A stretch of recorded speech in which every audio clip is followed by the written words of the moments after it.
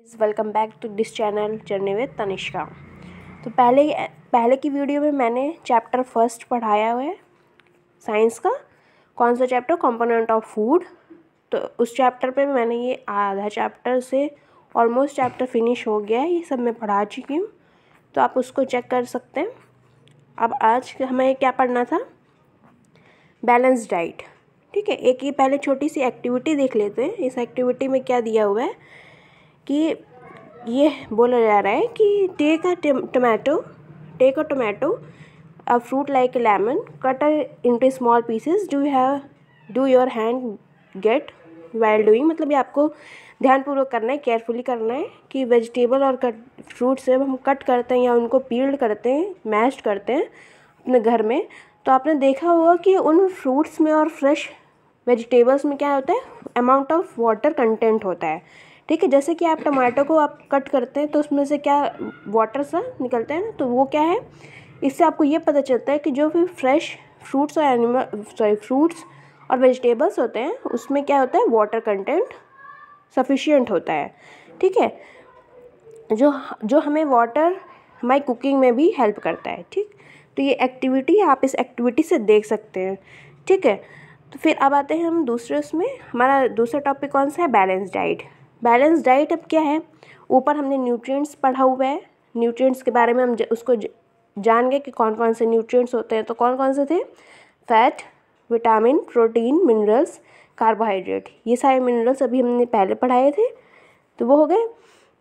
अब इसमें balance diet क्या होता है कि जो हम फूड नॉर्मली लेते हैं, खाते हैं डे डाइट में अपनी, तो वो हम क्यों खाते हैं? ग्रोथ और मेंटेनेंस ऑफ गुड हेल्थ ना। गुड हेल्थ के लिए हम उसको खाते हैं, लेते हैं फूड को, तो उससे हमें उस फूड से हमें क्या हेल्प मिलती है? वो हमें न्यूट्रिशन प्रोवाइड करता है।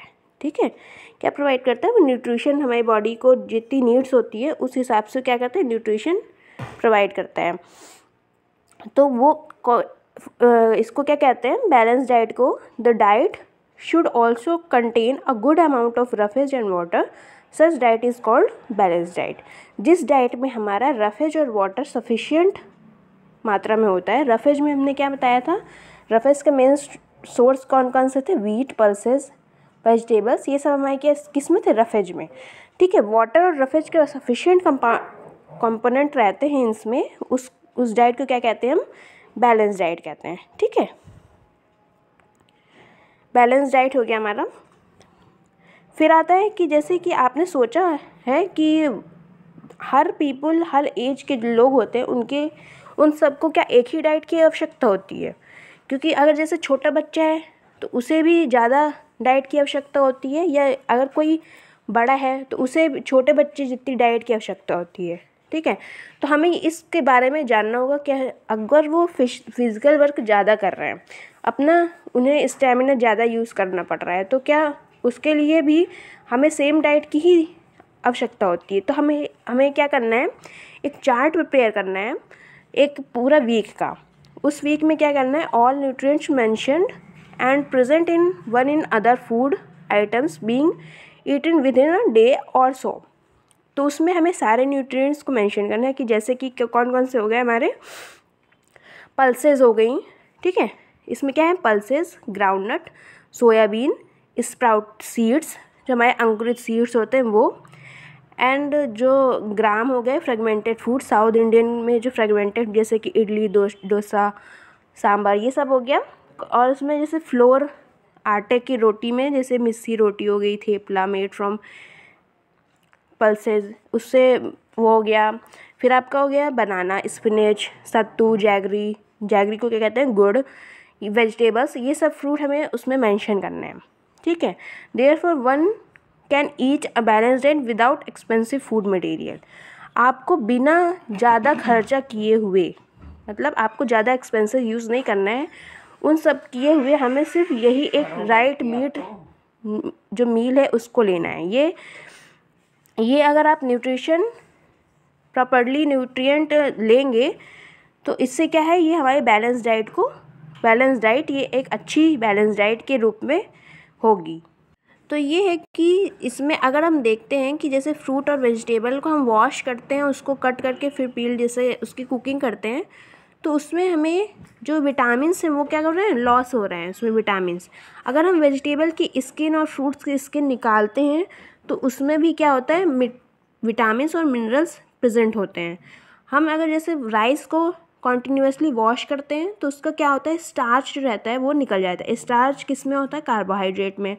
तो वो क्या हो जाता है, वो उससे कुकिंग मतलब उससे वो लॉस हो रहे हैं विटामिन्स मिनरल्स, जो हमारे जो न्यूट्रिएंट्स हैं वो कुकिंग से, जब हम वॉशिंग करते हैं या पीलिंग उनके छिलके हटाते हैं तो उससे हमारे न्यूट्रिएंट्स हैं वो लॉस होते हैं। तो इससे we all know that cooking improve the taste of food, make it easier to digest. हमें ये पता है कि इससे करने से हमारी जो फूड रहता है वो हेल्दी रहता है और टेस्ट में भी अच्छा रहता है। पर एट द सेम टाइम हमें ये भी पता है कि हम इससे कुकिंग रिज़ल्ट क्या होता है, इससे न्यूट्रिएंट लॉस हो जाते हैं। अगर हमें एक्सेस वाटर यूज़ कर रहे हैं during cooking and it is thrown away, हमें अगर उस पानी को हम फेंक देते हैं तो इससे क्या होता है कि लॉस हो जाता है। सबसे ज़्यादा हमारा क्या लॉस हो रहा है, विटामिन सी। विटामिन सी सबसे ज़्यादा लॉस हो रहा है, इसमें विटामिन सी लॉस हो जाता है। जैसे कि हम फ्रूट्स और रॉ वेजिटेबल को अगर हम क्या करते हैं, वॉश करते हैं, तो इसमें एक ये बूझो है, ठीक है, बूझो पहेली, आपने इसका नाम सुना होगा ना। तो ये बूझो और पहेली है। ये बूझो क्या कहता है कि इसने सोचा कि fat would be best food to eat. क्या जो फैट है हमारा वो हमारे खाने के लिए क्या बहुत ज़रूरी है, अच्छा है। तो वो कहता है कि एक कटोरी हमने फैट लिया, क्या एक कटोरी फैट हमें ज़्यादा एनर्जी देगा या एक कटोरी कार्बोहाइड्रेट हमने रिच फूड लिया हुआ है वो हमें ज़्यादा देगा। सो ही ईट, उसने क्या किया, nothing but good rich of fat. उसने फैट में क्या किया है, एक फैट के उसने इंक्लूड में क्या रखा है, समोसा, पूरी, स्नैक्स, मलाई, रबड़ी और पेड़ा, स्वीट्स लिए हैं। Do you think he is right? क्या फ़ैट हमें ज़्यादा एनर्जी प्रोवाइड करेगा कि कार्बोहाइड्रेट? तो ये आप बताइएगा, कमेंट में इसका आंसर ज़रूर दीजिएगा। तो इसमें क्या है, नो, क्योंकि ये गलत है। तो अगर ये आपको आंसर आपका राइट है तो बताइएगा क्यों, और नहीं है तो क्यों। तो मैं इसका आंसर पहले आपको बता देती हूँ। तो ये नो है, of course not. It is also very harmful for us too much eat of fat rich food and it may be suffering from condition obesity. मतलब इससे आपको क्या हो जाएगा, ज़्यादा अगर आप मिठाई खाते हैं, ज़्यादा बाहर फास्ट फूड टेक करते हैं तो क्या होता है, इससे ओबेसिटी हो जाती है, मतलब मोटापा आ जाता है, ठीक है। ये एक कंडीशन होती है इसकी। उससे क्या होता है, अब जैसे डिफिशियंसी ऑफ डिसीज़ेज़। अब हमें अगर न्यूट्रिएंट्स की कमी होगी तो क्या कुछ डिसीज़ेज़ हो सकती हैं, तो उसके बारे में पढ़ते हैं। जैसे कि person getting enough food to eat but some time the food में not contain a particular nutrients. हो सकता है पर्सन अच्छा फूड ले रहा है बट कुछ समय में वो उसका न्यूट्रिएंट्स उसका सही नहीं है। तो if this continue over a long period of time the person suffer from deficiency. अगर वो पर्सन ये ठीक से अगर वो उसका न्यूट्रिएंट्स वो नहीं ले रहा है तो वो क्या किससे सफ़र करने लगते हैं, कमी से, न्यूट्रिएंट्स की कमी होने लगती है। Deficiency one of the more nutrients can cause disease और disorder in our body. Disease that occur due to lack of nutrients long period is called deficiency disease। अगर आपका डिसऑर्डर बॉडी में है तो वो लॉन्ग पीरियड से हो रहा है तो वो किस में कन्वर्ट हो जाता है, डिफिशियंसी डिसीज़ हो जाता है। इससे कमी से हमारे क्या होने लगते हैं, रोग होने लगते हैं। If a person does not get enough protein his और in food for a long time he is stunt growth, उसकी ग्रोथ नहीं बढ़ती है। हो सकता है उसके फेस में स्वेलिंग हो जाती है, डिस्कलरेशन ऑफ हेयर, उसके कलर में वो ग्रे होने लगते हैं, और स्किन डिसीज़ और डायरिया जैसे बीमारी उसको हो जाती हैं। If diet is deficient in both carbohydrate and protein for the long period of time the growth में स्टॉप कम्प्लीटली। अगर हमारी डाइट में कार्बोहाइड्रेट और फैट लंबे समय से नहीं दिया जा रहा है तो उससे क्या होता है कि हमारी जो हाइट है, ग्रोथ है, वो क्या हो जाती है, कम्प्लीटली रुक जाती है। सच अ पीपल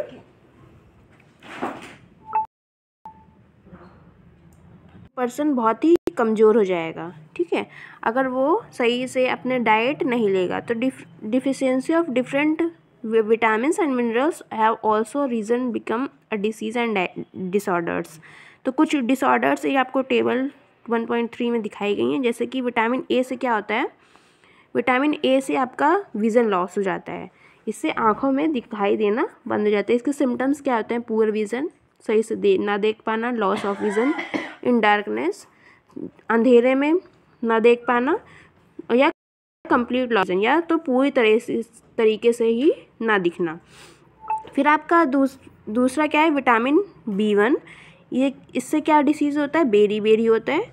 इससे क्या होता है, वीक मसल्स, इसमें मसल्स जो हैं वो बहुत ही वीक हो जाती हैं, उसमें आप ज़्यादा काम नहीं कर पाते हैं।